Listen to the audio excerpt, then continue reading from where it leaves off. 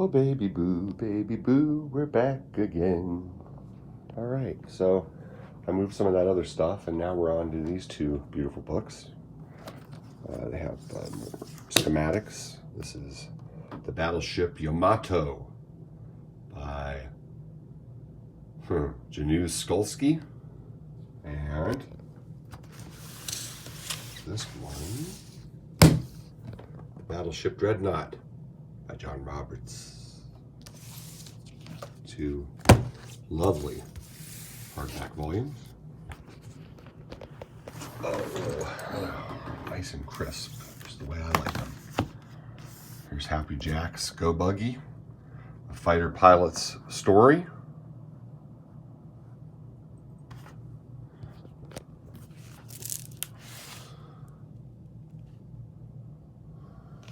Which is, I love the old time end papers.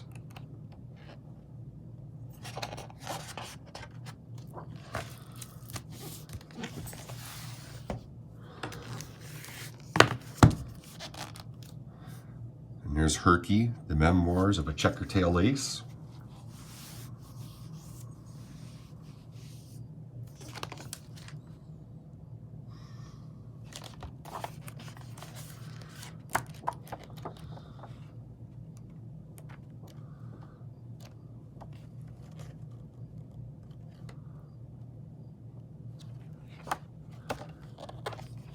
Heroes of Yesterday.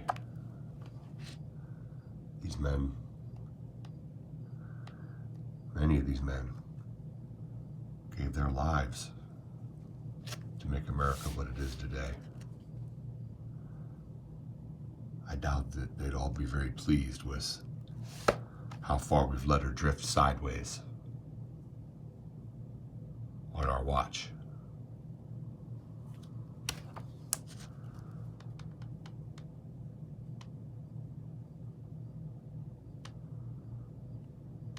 Heroes.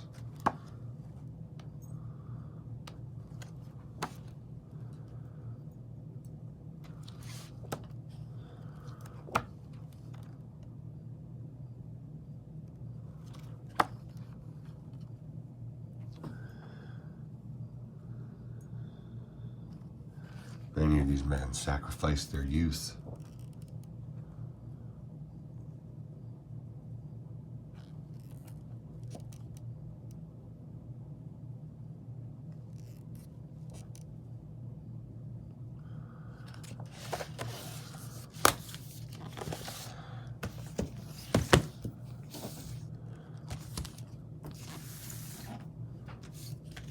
There's the Augsburg Eagle.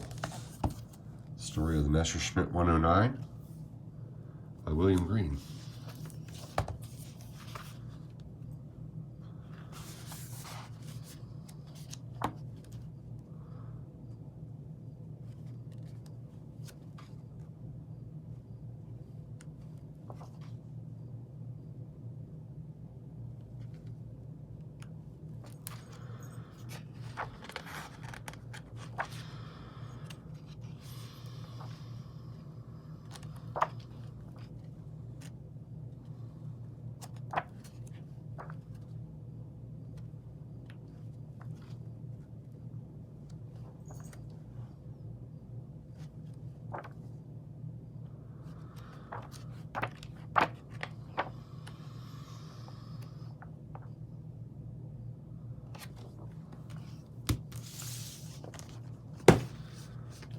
I am going to set this down for just a moment. I'm going to go all crazy for a second while it tries to focus, probably.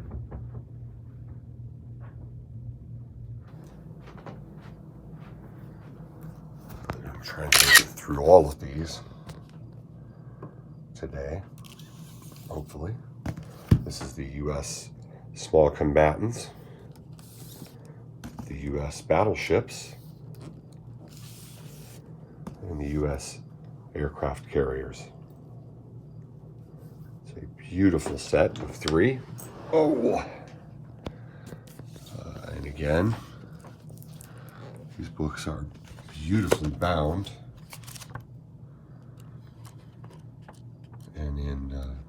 Wonderful shape overall.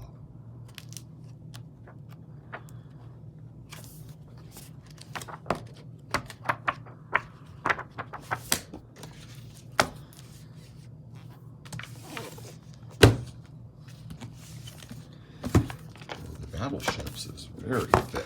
Whew, there's a lot in there, man. All the different schematics. And, I mean, talk about a great reference set for someone that was into this kind of thing.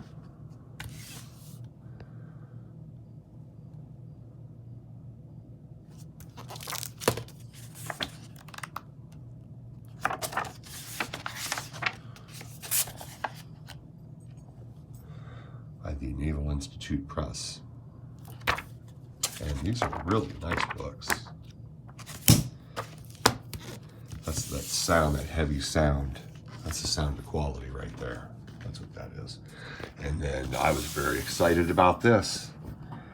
It's a wonderful homage to Chagall. And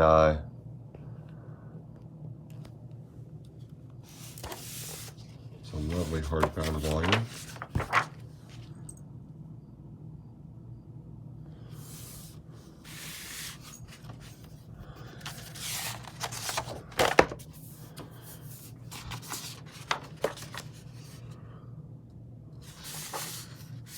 This will go up on the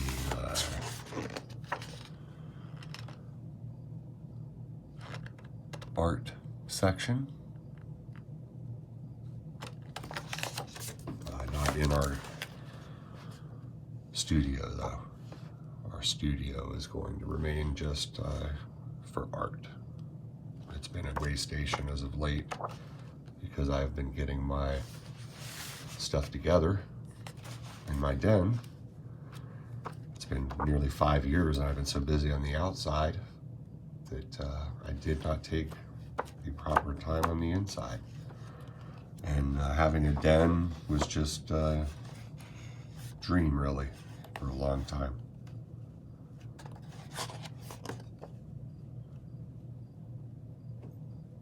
And there he is, the Madman. Love it.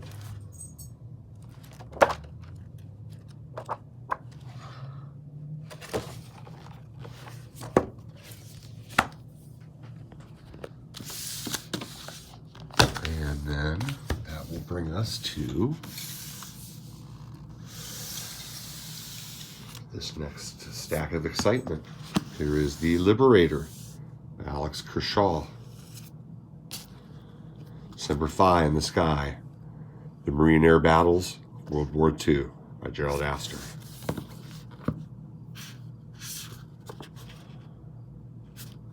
You know what? I don't even know what that title is right there. HHHH. I'm ashamed to say I really don't know what that says. For some reason I feel like I should.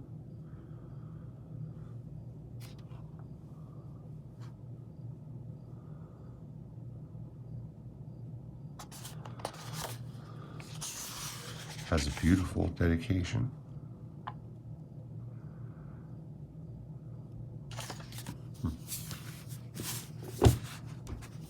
There's certain books that just feel good in your hand, you know.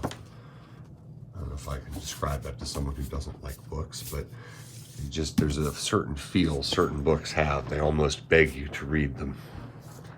And that HHH book one kind of has that feel for me for some reason. As well as The Battle for Hell's Island. An important and illuminating book, according to the Dallas Morning News. Now a small band of carrier dive bombers helped save Guadalcanal. I'm sorry, how? By Stephen L. Moore, author of Pacific Payback. Alrighty, and then we have Guadalcanal, the definitive account of the landmark battle by Richard B. Frank.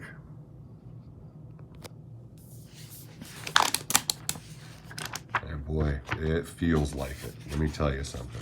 This is a heavy Penguin paperback. I didn't even know. I imagine there's a hardback available of this, but I mean, this feels like a telephone book. I mean, I I had no idea that Guadalcanal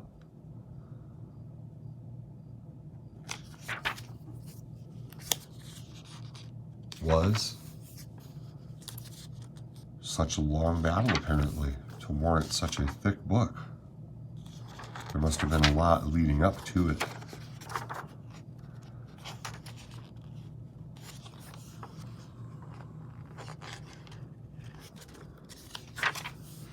And it seems like they covered every angle of it.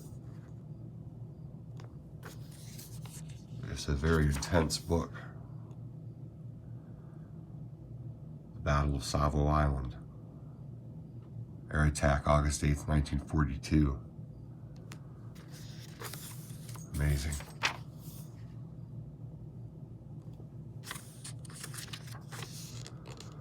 Rear Admiral Richard McKelly Turner, Major General Alexander A. Vandergrift. Operation Watchtower.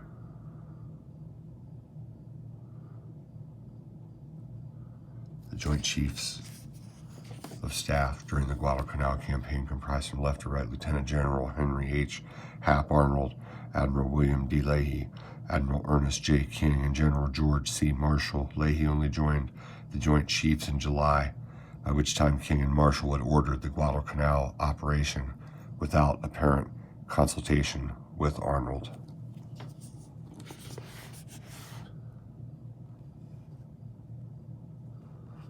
And it appears there's a breakdown. Interesting. That is a heavy-duty book right there. Bombers of the West by Bill Gunston.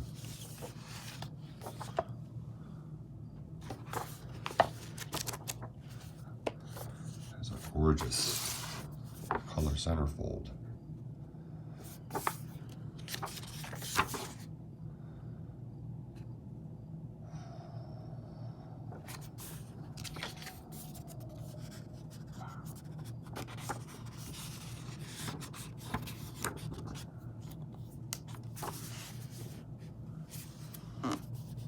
First supersonic bomber. It was the dog-eared page.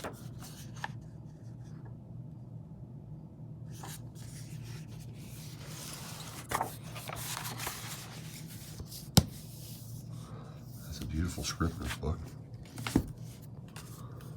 And it was some kind of a gala dinner book of some kind. It's Flames Over Tokyo. U.S. Army Air Forces, Incendiary Campaign Against Japan, 44 and 45, by E. Bartlett Kerr.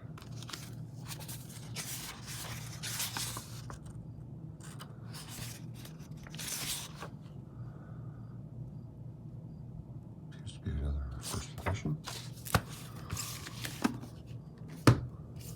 I was very interested in this one. Everything We Had, an oral history of the Vietnam War by 33 American soldiers who fought it.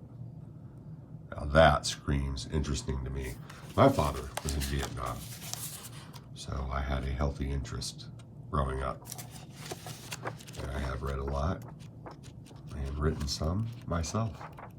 A letter to the editor that was pretty decently received from what my father told me. A lot of guys at work came up thinking that he wrote it because we have the same name. And they were all saying how good it was, he told me. Which was a moment of sonly pride. When your dad tells you you did good. It took a lot of research to condense such a huge war down to 500 words or less. Nearly impossible. Especially something as complex as the Vietnam War.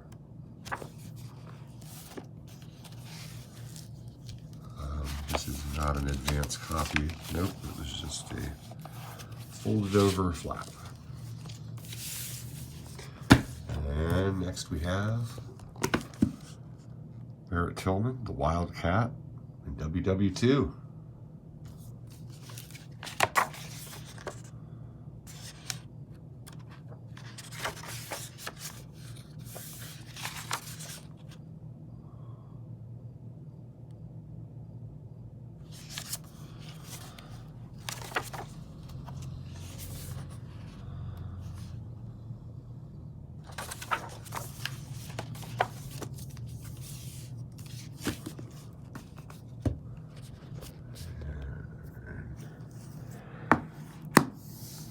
Flying Tigers. Smithsonian History of Aviation series. And this collection was easily the largest World War II collection I've ever seen. I think I said that earlier on, but it's certainly true. Attack Aircraft of the West by Bill Gunston. I have quite a few books by Mr. Gunston, I believe. The collection was very large, and it went in every direction you can imagine. Carrier Strike, the Battle of the Santa Cruz Islands, October 1942.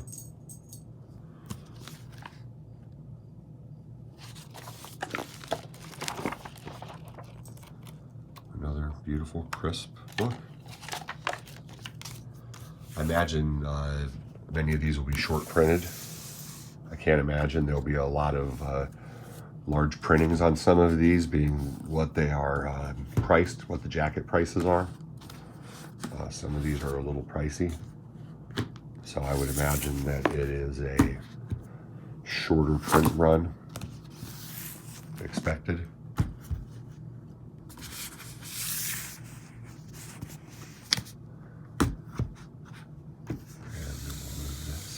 To there, and move these back over to here.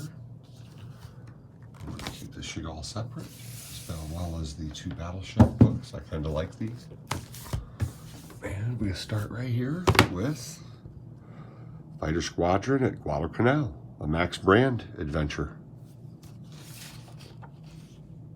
Unclipped. The Naval Institute Press. Another Book of Heroes.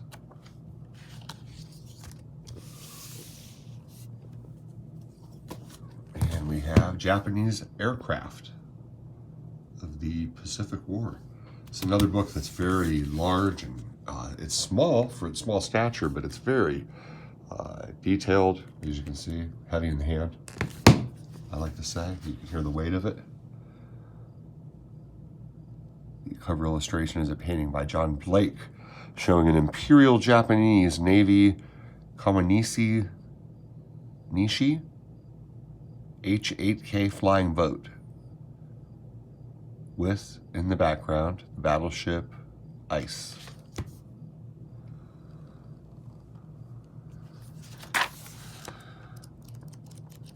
This is another one that is filled with information and schematics. That covers probably just about every single Japanese aircraft. So that's another Naval Institute Press book, which is definitely a sign of quality. Here is Bert Lewin, On the Run in Nazi Berlin, a memoir. Sniper, American Single-Shot Warriors in Iraq and Afghanistan.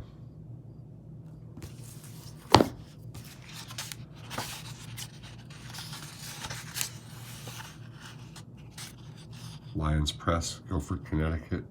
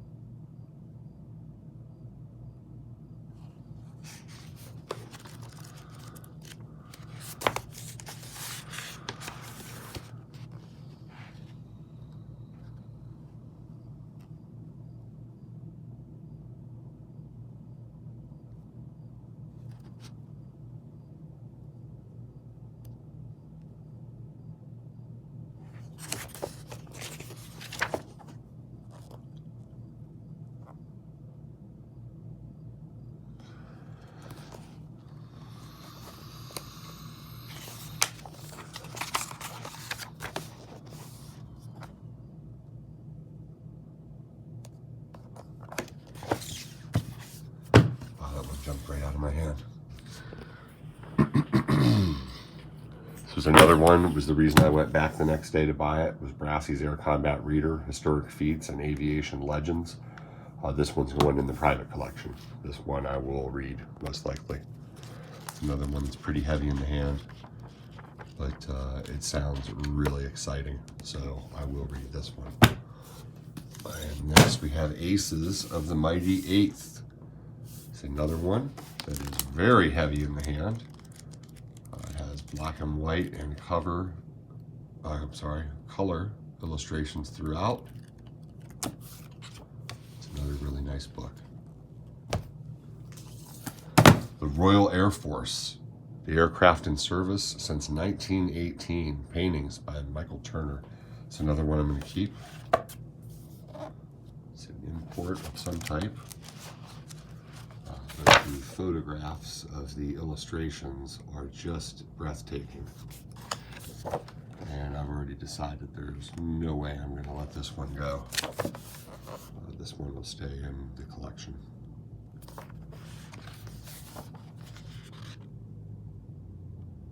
I mean, you could practically hear the roar of the engines. And the views are just spectacular.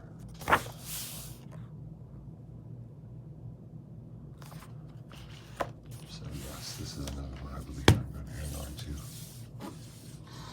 And then we have Allied Escort Carriers of World War II in Action by Kenneth Poolman. It's another really nice, well put together book.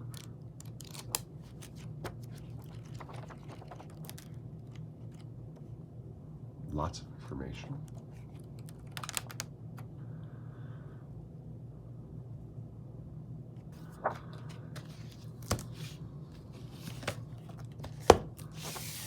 Next up, Modern Firearms.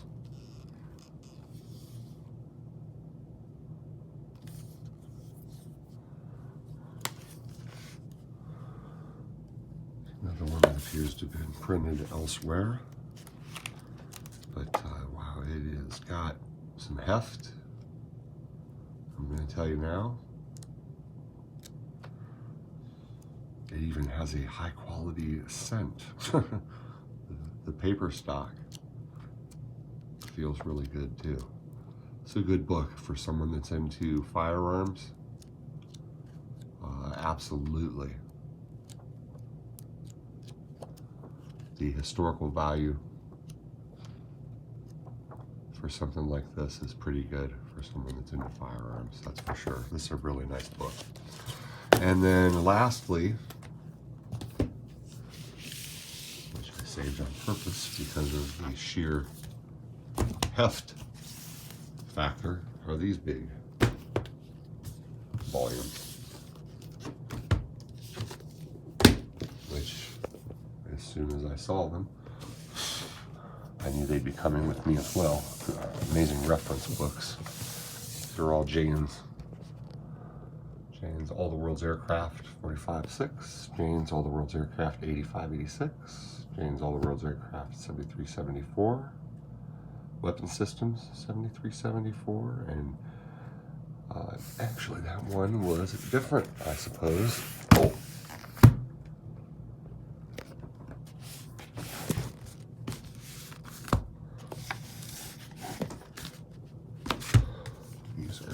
Combat Fleets of the World, 88, 89. Their ships, aircraft, and armament. Very nice. Very nice. This is another one with some real heft to it. Thick, the way a phone book is thick. And I mean some real valuable historical information for anyone